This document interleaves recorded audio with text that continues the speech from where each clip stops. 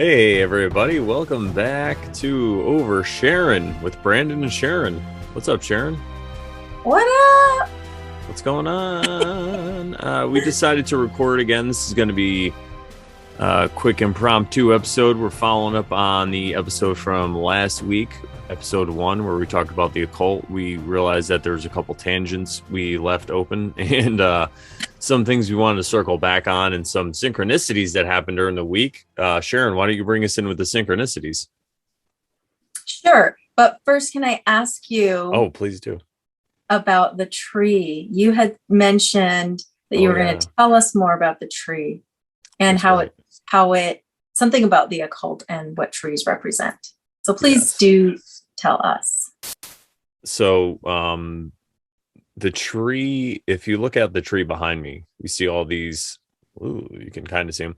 You see all the branches and everything that's sticking out that you could see. Now, what you don't see are all the roots that are in the ground. And people tell you that just as many branches and things that you see above the ground are what's underground for a tree. So that has a lot to do with what's hidden from your sight. And that's exactly what the occult's all about. So it's a way to symbolize the shadow and what's not seen. And it's a really good allegory because if you think about your roots are where you came from. Your roots also hold you strong and firm. And when people meet you and see the exterior, they don't see the roots. They don't see where you came from. They just see you in the present moment right now, out in the world or whatever it is. So there's a lot of things that line up with that. Very true. That's a really good point you make. Thanks. I like it. So back to the synchronicities during the week. So we had been asking during this episode last week about demon possession, about beings in the spiritual realm, and we were asking about who are the powers that be and things like that. And the funny part was a friend had sent out a link to this group I'm in, and she said that, this was a very, very encouraging video. And she sent out the link to a video called Beings of Blue Light by this channel. And I'll tell you the name of the channel. It's called John St. for Saint, Julian with an E, Baba Waniyama. Yeah, it's a long one. It's kind of interesting, but I had to write it down and read that to you because I could not remember what it was. But this guy, John, who's the host for that YouTube channel, was talking about some very, very interesting things that I felt were answering the questions that I had brought up and the topics that Brandon and I had just been talking about. So it felt super synchronistic. So I ended up sending him to Brandon, and I just want to ask him, Brandon, did you get a chance to watch those? Yeah, I did. I watched both the videos, and they're really synchronistic because you were asking about, because we were talking about demons and light beings, and if there's like extraterrestrials or whatever it is, if there's things that other than human consciousness that comes in and affects us or can possess us or help us and things like that. And he talked about blue beings, which were beings of light here to help him. Yeah, that was so amazing. So I wanted to use that kind of as a background to jump into some of the topics we were talking about and maybe expand upon them a little bit. So one of the things he talked about that really struck me was that we're all like on a certain frequency at any time, and we can allegedly raise our frequency by doing things like meditation and yoga and practicing healing the inner wounds or the childhood wounds and things like that, which he mentioned. And he mentioned that he did that in a certain way, right? By doing meditation and yoga, which I thought was interesting because there is no one way to go about healing inner wounds. Some people do activation, some people do shamanic journeys, some people do past life regression, so like lots of people do different things to look into, first of all, look into their childhood wounds and then address them. But this guy seemed to just through meditation, he was able to clear a lot of that and come to a place where after much of that, he was able to reach a place where these beings began to interact with him, and then he could see them. And that to me was just it was just an amazing thing for him to explain, because the way he was talking about it is that I'm not quoting him, but like he's saying that we attract beings of the frequency that we are in. So when we raise our frequency, and we clean all those wounds that we have from, childhood and some adulthood ones as well. We come to a place of non-judgment of other people, of loving other people, regardless of where they're at in their life and in their journey. And because we are able to do that and we come to that place, these beings can begin to interact with us.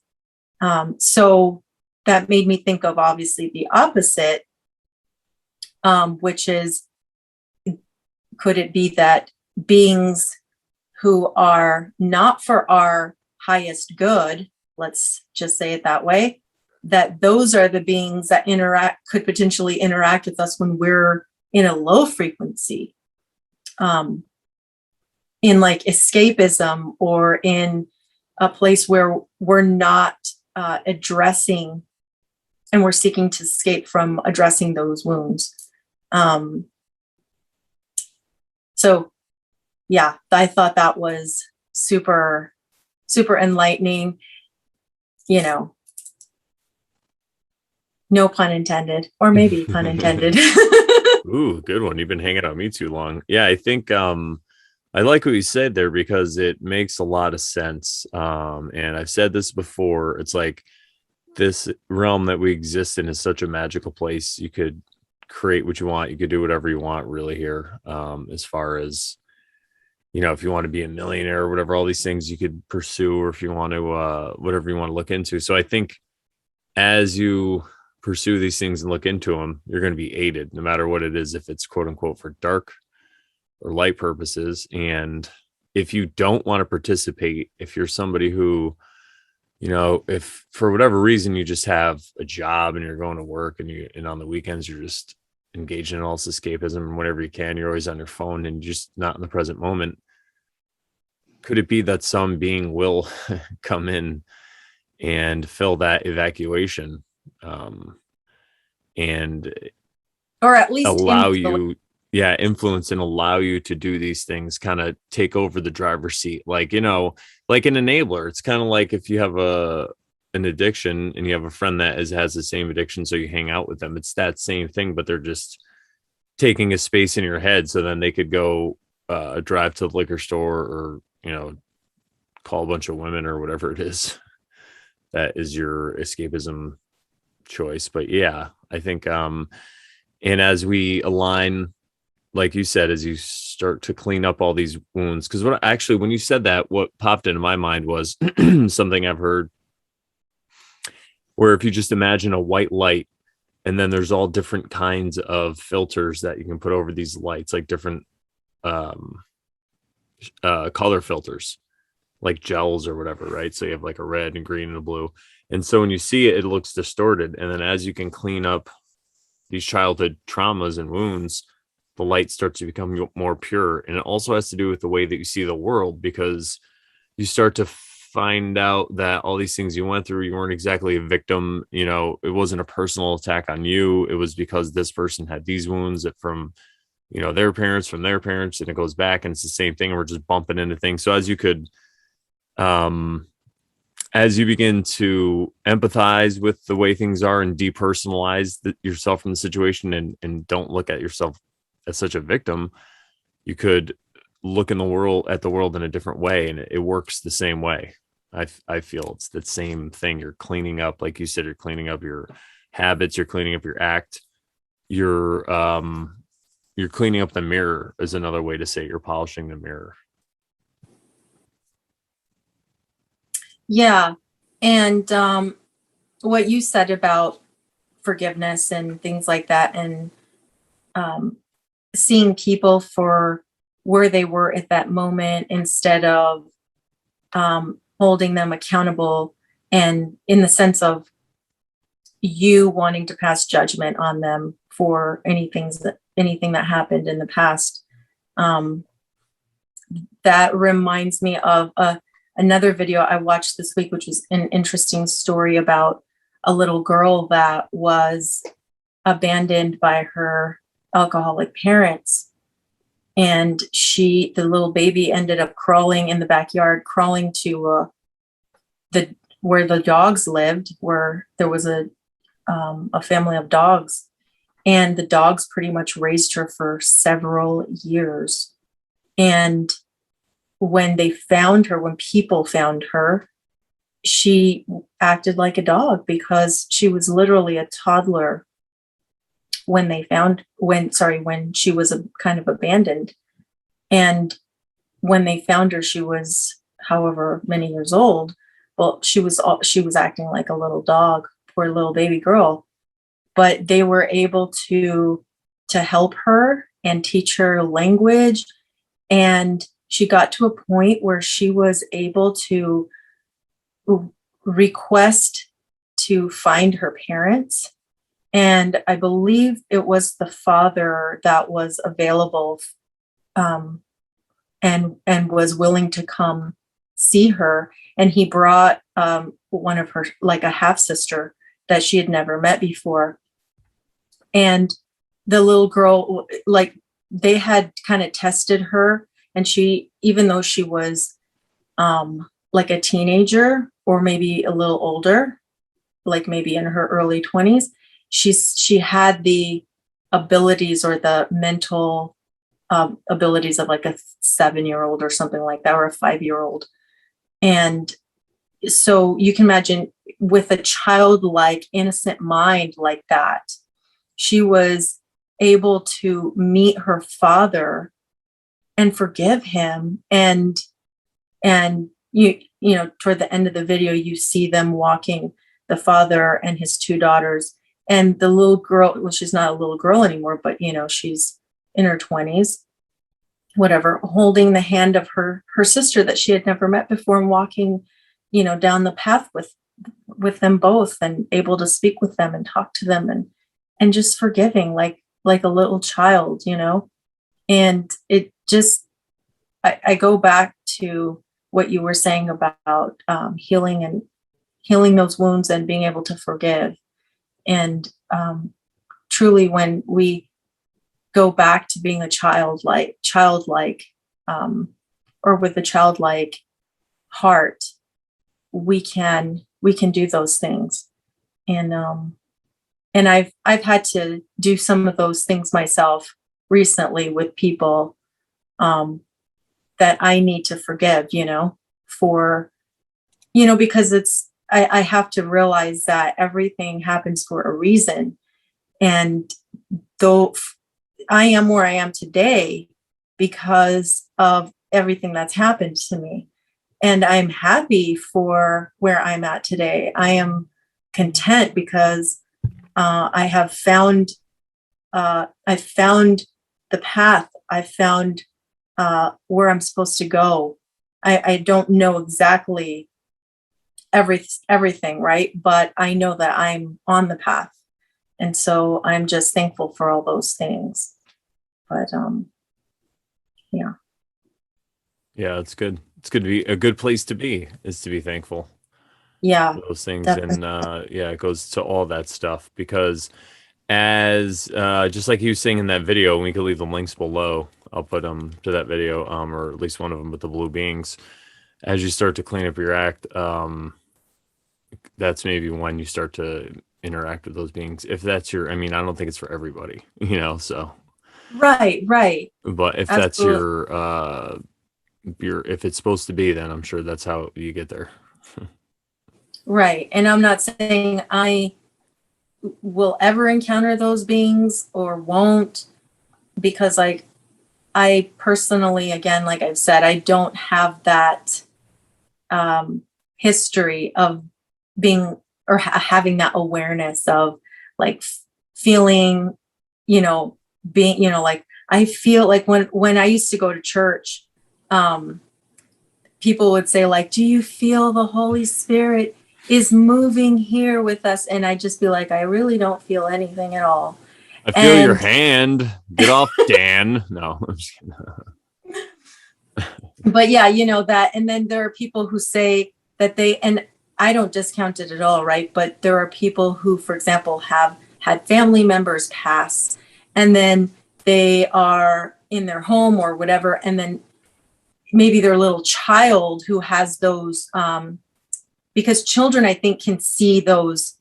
They're not tainted yet, so they can see sometimes through those dimensions, and they can see those beings that potentially as adults we can't see. So I've heard stories like that, and I'm not discounting anybody's story, but I personally have never. So if it happens, it happens. If not, I'm not worried about it. um, Yeah. but I just know that I'm definitely healing lots of wounds, and I'm going in that direction. So that video was really helpful to me. Yeah. And if nothing else, is a validation of the question you asked in last week's podcast about these beings. Yeah. So another question I had was like, who are these beings, or like where did they come from? Who are these people? Is it Seinfeld? Who, Who what, are where? these beings? Yeah, right. And so it makes me wonder, could it be, and of course this is all speculation, but could it be that these are our ancestors, people who have gone before us, who have transcended or ascended into that place where they knew all these truths and they knew how to get there, and so they don't have to come back and try again for the next cycle, if that is indeed what we do, because I've come to the point where I think that's what happens. I think we come back and we try again. um, and so could it be that these beings are those who have transcended, those who have ascended, and now they come when we're getting close to that place, or when we got to that place where we've healed and we're open and ready to see those things, they come and surround us and begin to help us and give us more guidance. So I don't know. That's just something I've been speculating on. Well, I could share what I believe on the matter, or I could say what I'm kind of came to, and it's I'll take it like this. It's like the as above, as above, so below principle. If you think about how people are led to knowledge and how they ascend here in the physical realm and how they can clean up their act, like we're talking about, and how an addict can clean up their life and go on to bigger and better things. And if you're able to do that with the help of somebody else at some point, because you're willing, nobody can make you do that. Obviously, we've all been in those situations. We were talking about how like you can't woke rape people, so you can't make somebody or help somebody. You can't make a horse drink. You could lead it to water, but you can't make it drink. So in that same way, if a person is willing, and they're getting up to the top of the consciousness in people, well, wouldn't there be beings, if that's what the name of this game is that we have to transcend? And what if we are all, as a human race or whatever it is, some kind of part of some kind of consciousness that we are not aware of, and we're just a physical embodiment of it, and there's a spiritual embodiment of it, and then maybe even rocks and trees and everything are just lagging further behind us, and we're just kind of moving through this evolution, whatever it is, up. And then so these beings are just the next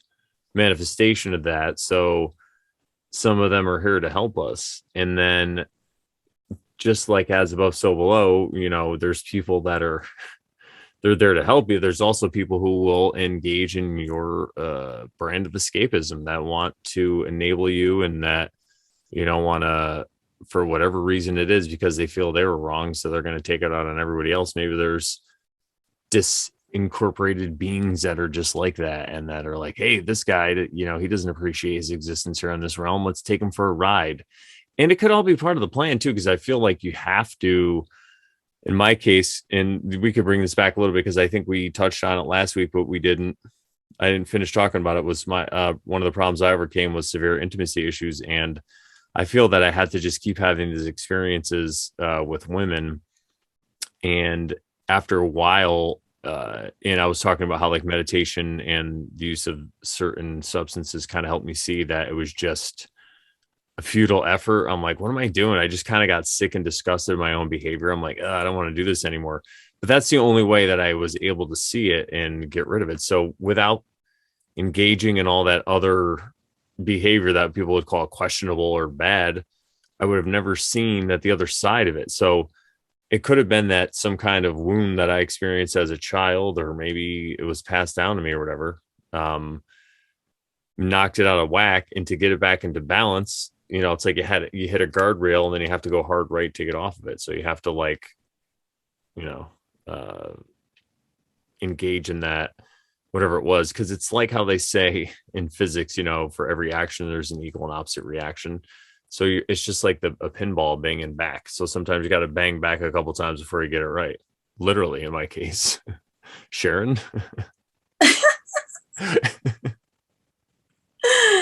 Pun intended or no pun intended? Yes, that's the humor part of the show, everybody. Thank you very much. But yeah, no, I think that's more how I like to view it. I mean, whether it's that exactly or not, I think, who knows? But if you view it that way, again, you take the personal aspect. I don't view everything so personally anymore. I'm not like, oh, the whole universe is out to get me. Like I used to have a bad day, and I'm like, oh, the whole universe is trying to get me. Now it's like, no, it's just how the way this shit is. I feel like you had mentioned before also this concept of, could these beings be aspects of ourselves that are available when we're in the right frequency? And then the opposite, right? Mm-hmm. And you're talking about the blue beings of light, right? Potentially, yeah. Or whatever it is, the positive forces. Yeah, positive beings, positive forces. We interpret them as beings because maybe that's the only thing we can, yeah, in our minds, label them. Well, maybe that's that also I wanted. Sorry. No, you're fine. No, I know. I'm just picking on you. I know what you meant. And then I think this would be a good way to bring in what I know we want to talk about also, which is another side of this victimization of ourselves when, because we keep talking about these beings that are external to us, these blue beings, these beings of light, then the demons and the evil beings and stuff.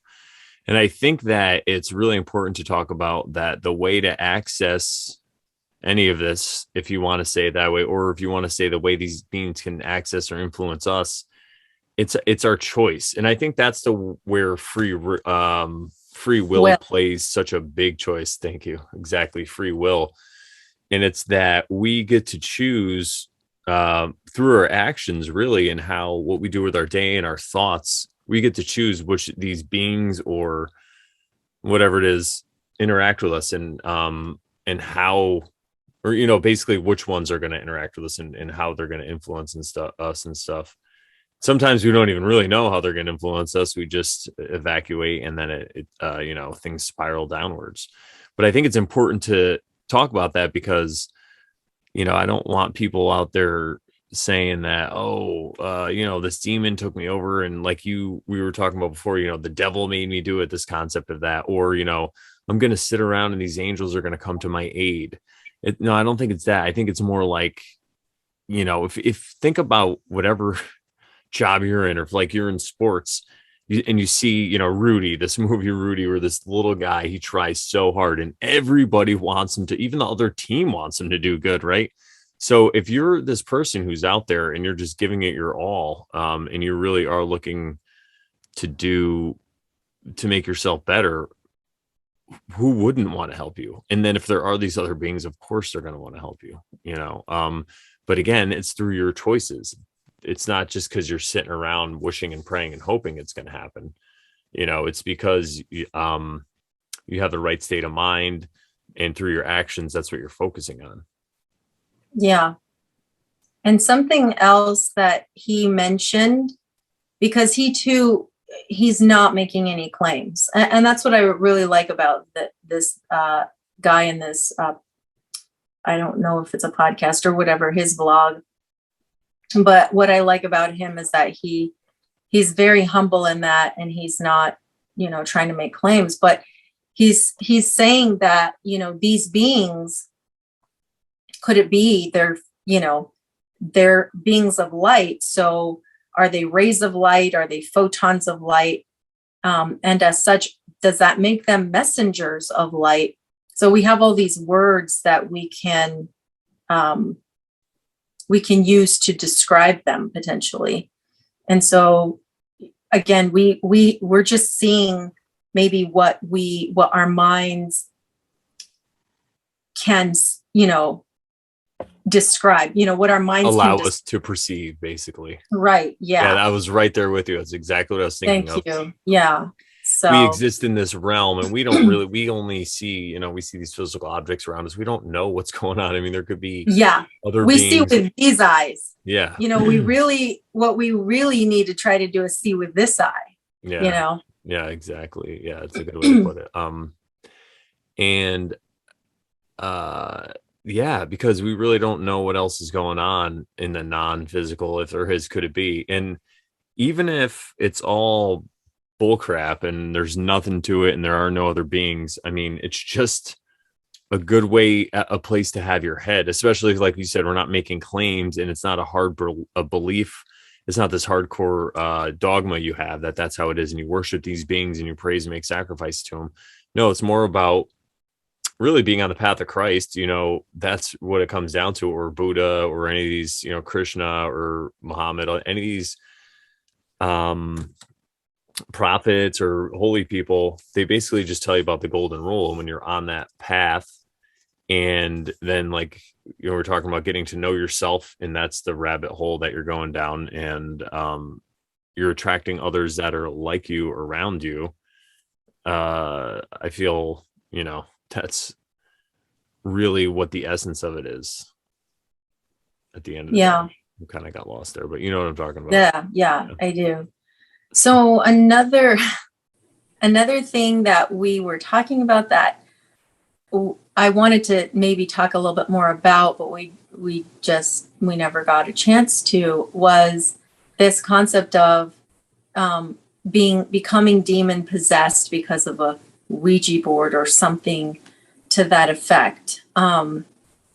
So my thoughts are, okay, I'll tell you, first of all, I've never played with one. I have no idea how to even play, what the rules are, what you do, what you ask. Why are you making that face? Well, no, it's because I have right before I got into tarot and everything, another friend of mine, I was hanging out with two friends, and one of them had a Ouija board, and I was just, and they were going to do it at my place. And I was like, you know what? I'm like, I don't think it's a good idea. I'm like, I just don't.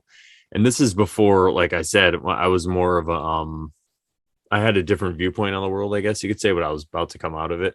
But still, with all that stuff, and I didn't really understand it, so I just didn't want to mess with that. Now it's kind of funny because, like you said, you never had experience. Now knowing what I know, I wouldn't have cared. I would have been like, yeah, let's open it up. It'd be hilarious. But yeah. I just, because I read up on it a little bit, and like you said, there's no good stories. There's no one that's like, hey, I had a Ouija board and then my life was great. At least with the tarot, there's people that it got better. With the Ouija, it's just all these warnings and like this Right. like demon. I'm like, ah. Right. Which is fine. Yeah, I mean, exactly. if no one's ever had a positive outcome, cool. Like, I mean, I'm I sure they guess did, but we maybe, of course, that just doesn't make. maybe no one ever talks about Yeah. those. But Who it's knows? like that. No one ever does that. Everyone does it just to be scared. Basically, you're doing it to like freak yourself out. Really, at the end of the day, Right. It has this connotation Yeah. of let's play it on Halloween night. Let's see if we can conjure up, you know what I'm saying? Yeah. Let's see if we can conjure up the dead, or you know what I'm saying? Sorry, I keep saying Maybe we should get a Ouija board for Halloween. Not that I want to play it. I'm not saying that, but I'm just speculating because I brought it up. I should say I brought it up last episode, just because there is that connotation of don't play with these sorts of things because you're going to wind up demon possessed, or you're going to wind up. So, but looking back at what this guy, John, was talking about in this video, wherever your frequency is, like if what frequency you're at, you're going to attract the beings of that frequency. So I'm not saying to play Ouija because I haven't had an opportunity, and I don't know that I would want to, but I speculate that it's a tool just like anything else. Yeah. It's like, could it be that it's like the tarot? Could it be that it's like a hammer? A hammer can build a home, or it can bash someone's head in, or, How dare you? I know it sounds gross, but you can choose how to use that tool, right? So allegedly Ouija boards, I don't even know what their intent was. Was it made to scare people and to make them think that they're going to always be encountering the dead or spirits or evil spirits or bad spirits, right? Why do people do it? I don't know. I mean, I've never had a desire to play myself, so I don't know for what reasons people I think it's just a divination tool. But again, it's just the way this everything in the modern, normie. I was thinking about this normie and normal. Like normies just want to get back to normal. I'm like, in the normal society, quote unquote, what you get in the mainstream, just like with astrology, you get your sun sign. With tarot, you get like, oh, it's fortune telling, So we get Milton Bradley or whoever makes it, it's like it's all about the shock and the awe, kind of scaring, I think. But also I think it's a way, because most times it's just people, one person's like, moving it and they're just screwing with everyone else is usually what it is. Right. So you get the one person, and it could even just be like a shadow aspect. It could be a person who normally you think would be like a good person, and they're just like, I'm sick of being the good person. Let's fuck with people. You never know, because could it be I might have did that before? I don't know, not on a Ouija board, but you never know. The Loki, that's what people talk about, Loki, and the trickster element in people that come out.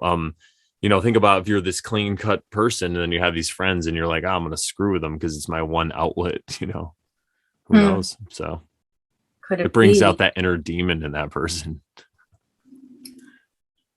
Yeah, right. Or it would allow, in our other discussion, some other disembodied entity demon to come in and give messages to screw with you, So that's why I wouldn't even take who knows what those messages. Yeah. I've never played. I don't know. It would be fun, like a fun experiment, though, I think, to do, especially on Halloween, like you said. Maybe we should look into that for a future episode. That'd be hilarious. Do like a live Halloween, Ouija board. Oh God. Oh Jesus, they were never seen again. You guys do it over where you live, and you invite some people over. And I'm just Yeah, let me know how it goes. let me know how it goes. Thanks, Sharon. No, you guys do it. It's fine. Yeah, you guys do it.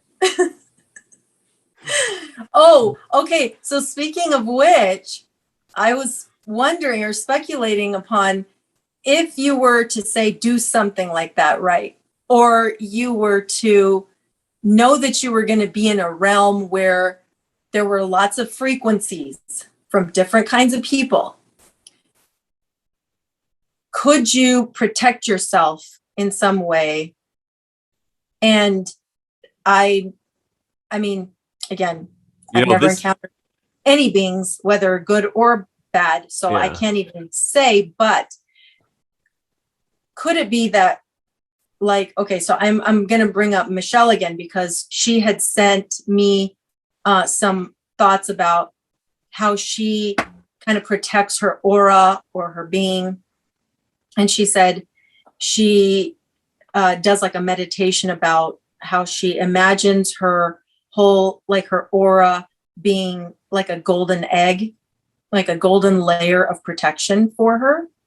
And this is kind of like her regular thing, like daily, that's her thing. I'm not speaking for her. I think that's what she was saying, if I remember. Yeah, just paraphrasing. I'm just paraphrasing. But she says that when she feels like she's going to encounter, frequencies that are different, or wherever she's going to go, she doesn't really know. She says she does an added layer of protection where she imagines herself in like a suit of armor type of thing. And then this suit of armor, she can set it to whatever distance near her body, really close, or like a little bit further away, to just protect her from anything that is not 100% for her highest good. And she repels those things and then only allows in anything that is 100% for her highest good. So I'm just speculating on, if you do go into a place where that, like, you decide, somebody says, let's play with the Ouija board, and you're there and you're like, I guess you guys are playing, so I guess I'm here.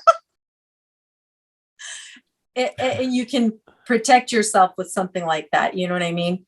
I'm just speculating. Yeah, I think that's really valid, because there's definitely something to it, because we just talked about how if you evacuate your cockpit, as author James True would say, and you allow yourself to, or you engage in escapism, and we talk about how like a demon might come in, whatever it is, that this is the total opposite of that. This is with intention, putting it out there in the world that, hey, I have a hedge of protection around me. That's what they say in the Christian faith, right? The hedge of protection. Or I have this golden egg. I have this protection around me. Nothing is going to get in here. No. And it has to do with your belief. And it's like a technology of belief. Same thing that James True says. It really has to do with, because you're using your free will, and you're stating that intention, and you're putting it out there that no, nothing's going to harm me. So, I'm not saying it's 100% foolproof. I don't know, but I think it's the best protection you can do. And if something is able to get around that, then that's just more work you have to do in yourself to figure it out why, but, yeah, I think that's really cool. And again, it's not like you're going to put this hedge of protection on and then you're going to go and go look for demons to slay. You know what I mean? That's not what I'm talking about. I'm not saying you're going to be this invincible warrior and you could do whatever and you could go out and save people and heal and all this stuff. If people are willing, sure.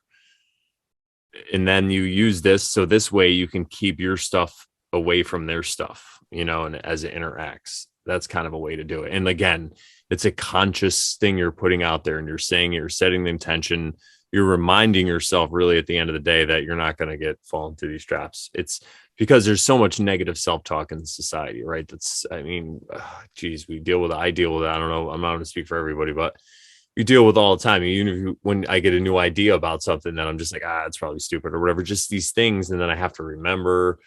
And so this is another way to counteract that stuff. It's just like, I'm not going to get stuck in these downward spirals and these traps. I have this layer of protection around me because I know who I am at the end of the day. I'm a being of golden light, whatever it is. I'm a child of Jesus, I'm on the path of Christ. I'm a devout Buddhist or whatever it is. I mean, whoever you want to follow and identify with, but that's pretty much in a nutshell, in an eggshell, what I believe is going on there.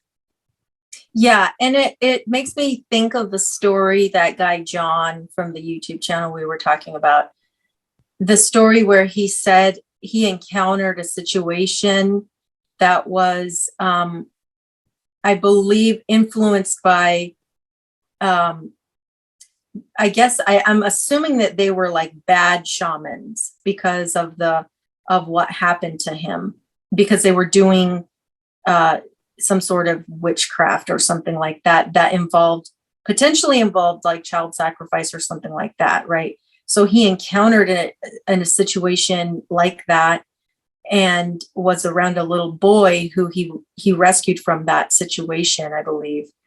And he ended up vomiting like terribly until he vomited blood. So he had to have like a healing performed on him, and like lots of people with good intentions to bring good intentions over him. And I just wonder to myself, if he had done something prior to that. I mean, he didn't know, right? He didn't know he was going to encounter those things. But if there was an awareness for him to just do that periodically, where he was, constantly putting himself through a meditation that protected him, Mm-hmm. could he have avoided such a situation? Or did that situation have to happen? Or was it an awareness for him to know that maybe he should do those sorts of things and put those levels of protection up so that they don't happen again? And it just made me think of that story. Yeah, I think that all those things are pretty much true, really, because if he was aware of it, maybe, some people talk about, and he even talks about how you can affect your water. And he references a study that was done where if you sing to your water, if you talk and give positive affirmations to your water, it actually changes the cellular composition and stuff. You can look at it. Absolutely, yes. So maybe if he was aware of that and he was doing that every day and singing to his water and saying, this water is going to protect me from everything, then maybe it could have counteracted what was going on. And like you said, the way these guys put this intention in the world, who knows, like they're involved in human sacrifice. So, well, allegedly, right? He was basically what was going on, everybody. So the guy in the video was talking about how he's in a remote part of the world, and there was a tribe that had all been really drunk on this banana liquor all the time, and he had to like rescue some kids from there, allegedly. So if they're engaging in sacrifice, who knows what kind of like old world black magic they know about. So yeah, I mean, if you mess with them, can they make you sick and vomit and throw up blood? That's not like that far of a stretch, but I'm sure there are ways around it. And like you said, now he's conscious of it, and it could have been something within him that he had to go through, because all these theories about what we should eat, people are like, you should be a vegan, you should eat only meat, we could exist off of light, you should be a breatharian. We need to talk about that one of these days. Yeah, we should. So if you are, maybe because of his diet wasn't exactly clean, that's one way in that these witch doctors had, because they're like, oh, you're mad because we're a cannibal, will you murder meat and eat it? Like, you know what I'm saying? So it's like this thing that bounced back at him, so he threw it up. And again, it's not a judgment, I'm not saying, but it could be that's how it kind of works, because again, he was at the end of the day throwing judgments at his people. And yeah, you shouldn't, get hammered all day and like sacrifice kids and stuff, but it's like a microcosm. So he didn't die or experience any like life debilitating thing. He just got sick for a night and threw up blood, which is pretty terrible, but still it was like a minor thing. So it's kind of like maybe it was the universe saying, hey, before you point your fingers, why don't you see what else is going on? It could have been that. It could have been whatever. I'm just speculating here wildly. Speculating. We're oversharing right now. Wildly oversharing.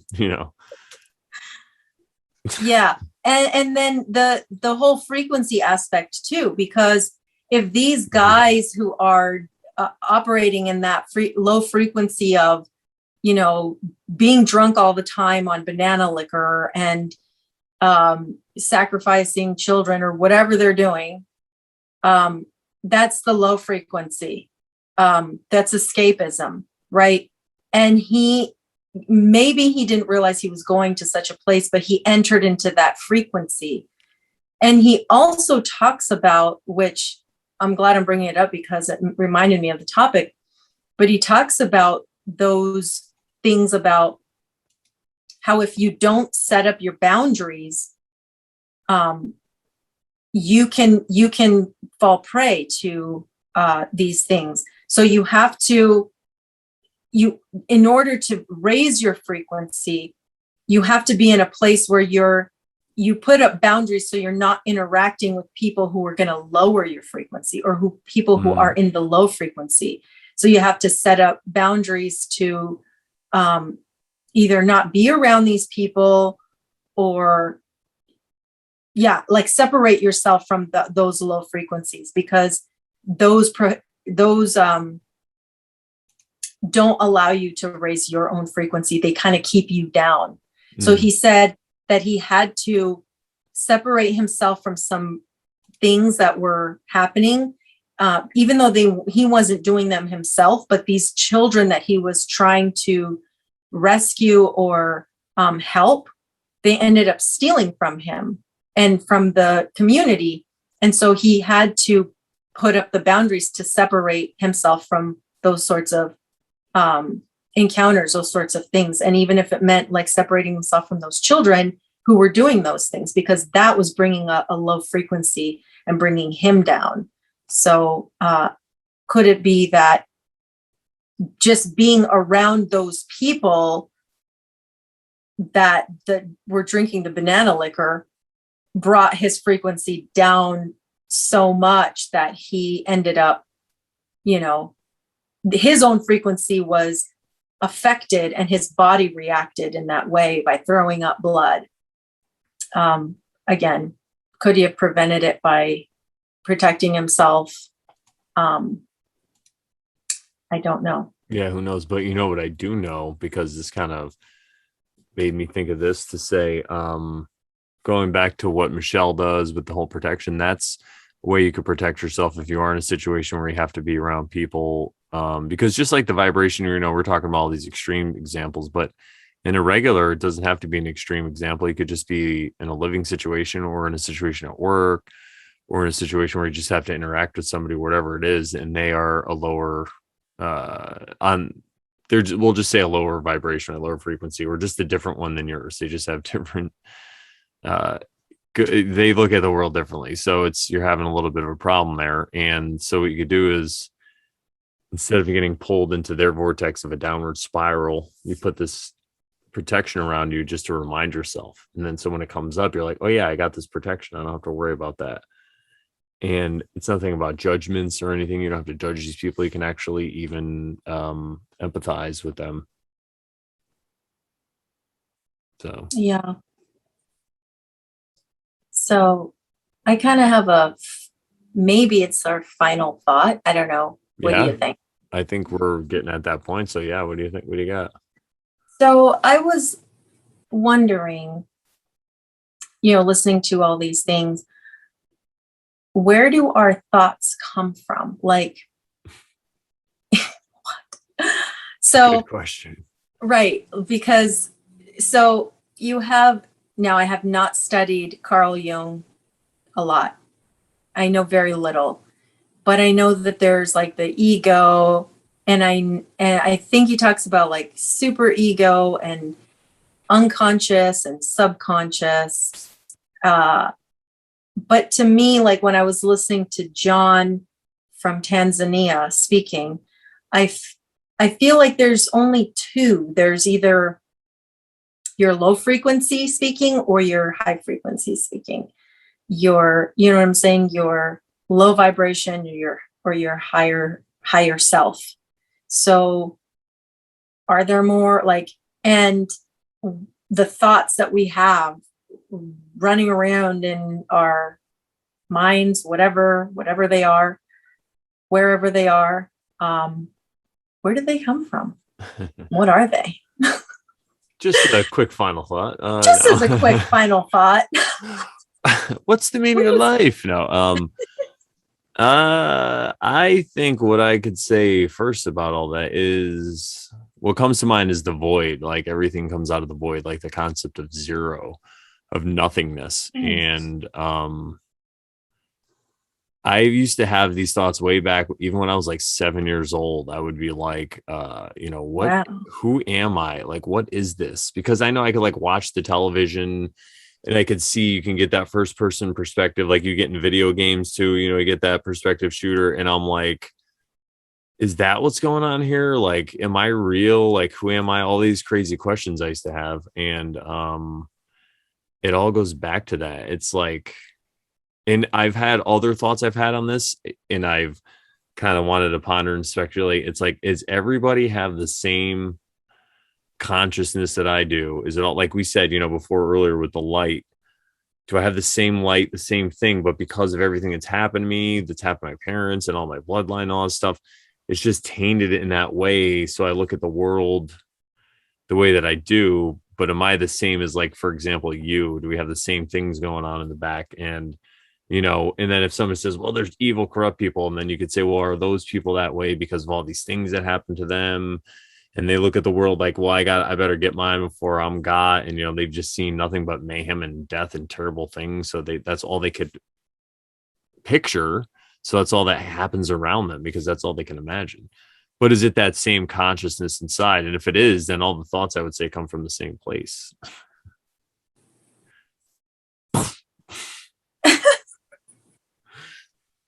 Mind equal blown. Yeah. So that would be, is that God? Is that, and then when you say there are two aspects or there are more, I think it just depends on what the way you're looking at it. Yeah, there could be two, like there's a light and a dark. I think there's also like an observer and like there's a witness, you say there's like a witness and then like I think the way they put it in the Bhagavad Gita is there's a field and then there's the knower of the field. So you have all these things you do, and then there's this other person back there that sees everything that's going on. And then those are the two different aspects as well. But I think as far as the free will is concerned and your choices, the angel and the demon are really good representations that you see in like old cartoons and stuff. It's like you have these two aspects. And I think the best way for me to put what they are into words would be like you have your desires and you have your ways of pleasuring those desires, mostly sense desires. And then you have your intuition, I guess you could say, or that spark we were talking about, like that thing we all have inside us, right? That wants to do what's right for everybody. And then you have a party that wants to do what's right for just you. There you go. How about that? And they're in a conflict. And when I say to do what's right for everybody, I don't mean in like a hippy dippy communistic way. I mean in a way where it's like the golden rule, where you just treat everyone how you want to be treated, and we just all, your concerns aren't at the top of the menu. You kind of go back to what the concerns of everyone are, but for big picture items. I don't mean for like again, like communist hippy dippy things. It's more about what makes the whole thing work better for everybody, and so it's not like a system of slavery like we exist in now. Could it be? Does that make sense? Yeah, I think so. And another kind of thought that came up while you were talking is that, for example, while you meditate, or while anyone meditates, most methods of meditation that I've heard or seen, tell you to let go of the thoughts of the mind. Now, clearly, that's very difficult because things are always running through your mind, right? So again, it's not like you judge yourself because the thoughts were passing through. You allow them to pass by, and, maybe imagine that you're putting them in a little suitcase and you're going to open them later, or whatever. Imagine them flying by like a cloud, or whatever imagination you want to use. But I'm just kind of speculating out loud. What are because clearly there are thoughts that are okay, right? That while you're meditating, right? I think there's like thoughts that are not okay, and then there's thoughts that are okay during meditation, right? Well, I think it's from what I found, it's more a practice of not identifying with your thoughts and knowing that you aren't those thoughts in that pattern or whatever it's calling you to do. That's not you. There's another witness that's back behind that, and you could let that go. And then when you're meditating, it's more about really just being in the present moment, in that just realizing the thoughts, whether they're labeled good or bad or whatever it is, you're just like, oh, that's just a thought. I can just let it go. Even if it keeps coming back, it's about kind of knowing that you're okay. And you're like, all right, you have to remind yourself, all right, I'm here. I set 10, 20 minutes aside, hour, whatever it is. I don't recommend that much, but I set time aside to just devote time to myself because, I love my body. I love myself. I think we were talking earlier about if you, or no, maybe it wasn't, I don't remember, but I was just saying how, like, if you don't love your body might get sick in order to make you pay attention and love it. When he said that in the video. Oh, that's what he says in the video. Okay. Yeah. Around minute 10 and like 40 seconds. That's what he says something to the effect of, if you don't love yourself, your body will find something like a disease or something like that to basically wake you up and teach you to love yourself. It'll conjure up a sickness or something so that you can recognize that you need to love yourself. And I just thought that was like, oh, amazing, awesome, like, duh. It makes so much sense.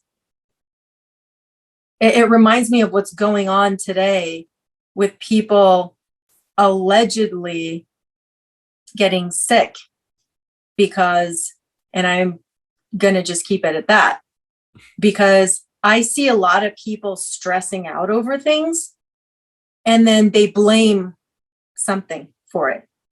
I got it, basically. I got the thing. I'll just say that I've seen that happen a lot throughout my life. A lot of people, because of stress, they come into some sort of disease. And yes, yeah, because if you, like you said, I really believe that if you don't give yourself that love, so that's why I was bringing it to that. It's about that. And when you're meditating, you're showing your body that you're showing yourself that you're giving yourself that time. And then also, could it be, to bring it back, and we'll close it out here, I guess, is you're showing these other beings, whatever they are in the universe or realm or whatever we exist in. You're like, hey, I'm here to sit here for 20 minutes for what? For personal gain? Are you going to make money? No, I'm just here because I want to make myself a better person. And that's why I'm doing this. Why are you helping people? Because I just want to make myself a better person. And that's why I'm doing it. It's kind of like goes back to the old thing with the same church, are you donating money, like $100 bill so everyone can see, or are you like putting in envelopes so no one can see it and hide it? It's like, what are you doing it? What's your motivation? So if your motivations are pure and you're just doing that and you're sitting on the mat or whatever it is, things are going to come to your aid. Could it be? I mean, it's a better gamble. I'll put it that way. Like, as a poker player, the odds are in your favor doing it that way, so I would recommend it. No guarantees, though. No guarantees of blue beings, but you never know. Right. And you might see, who knows, different colored beings, but allegedly the blue beings are a thing, because he mentions other people. You said you might see different colored beings. I'm like, be careful, Sharon. No, I'm just kidding. Yeah. No, how dare you? Yeah. That's awesome. I don't know anything. And that's a good point, because he says he basically is, he's not making claims either. And the thing that really brought him to the place where he recognized that where the actual blue beings started to appear for him is when he came to the conclusion that he knew nothing. Yeah. And he lost that ego. He mentioned that in one of the videos I watched, but when he lost that ego and he's like, I don't know anything. I don't know how to help people in the world. I don't know anything. Basically, you're just surrendering yourself to source. Yeah, that's a hard one. Right? Because you have all this knowledge, and it's just so, it's like the Tao says, in the quest of knowledge, many things are gained. In the pursuit of the Tao, many things are taken away. It's like you add these things, or it's maybe something like that. It's like, in the quest of knowledge, many things are added on. And then you get proud of all this knowledge you have, and you like to flash it and show it, and we do all these podcasts. But then this guy's like, I fucking know nothing, man. And you're like, fuck. You dick. No. Ego. Yeah, it's so true though. It's yeah. Bash the ego. But again, the ego is just a tool. You don't have to bash it. It's just about letting go, right? Just letting go and knowing you don't have to identify with the ego. There's a witness behind it. There's something else behind it. It's a tool. If someone gets in your face, you got the ego to bring it up and say, hey, back off. We're establishing this boundary. That's what the ego's for, really, stuff like that. Or we're doing podcasts, or could it be, But yeah, that's great. You're awesome, just justifying it. I'm just kidding. You be. No, I won't say it. All right. I don't need proof that All right, everybody. That was awesome. Is there anything else that we should talk about before we wrap this up? We're right about at an hour, so this is perfect. I was thinking of something while you were talking, and then it just flew out of my head. So, let me see. Let me think. Well, but while you think, I'll say, hey, guys, if you like us and you want to contact us, you can go to my website at morelawsmoreproblems.com for more. I also wrote a book. That's at, oh, look, that's my kitty. Yeah, my cat's giving a shout out to my book. It's at shadowworked.com, SHADOWORKED.com. I feel like you misspelled that. SHAW. Wait, no. SHADOW. Listen, dyslexia is a mark of a very intelligent. I really feel like left to right is just not right. All right, so we'll say that again. SHADOW. Yeah, like if I picture it, I could see it, but right off the fly, I guess my brain just doesn't want to do it. WORKED.com. COM. And get my book because I'm smart. Wear my glasses. We'll put it in the live chat, or yeah. You guys listen. If you want, just email me. You know how to get a hold of us. It's not like I'm just buying time for those Sharon people who are watching. Know how to get. Yeah, thank you everybody for watching. I just want to say last week we did a premiere. We're going to do again this week. Hopefully things work out in the next hour. And it was amazing to be in the chat with, we had like up to 10 people at one point most of the time. And everyone was like goofing around, having fun and resonating with what we were saying. And it really makes me want to do this more to connect with people. I mean, I'm going to do it anyway because it's my therapy, but it makes me want to do it more. I mean, that's what we say. It's like we do it as if a million people are watching, but it's great that everybody that does. So thank you guys. Make sure you like, subscribe. If you have any questions, you want us to talk about something, comment below because we totally will. And remember, over Sharon is Karen. That's right. And if he ain't over Sharon, you're not Karen. That's right. Bye.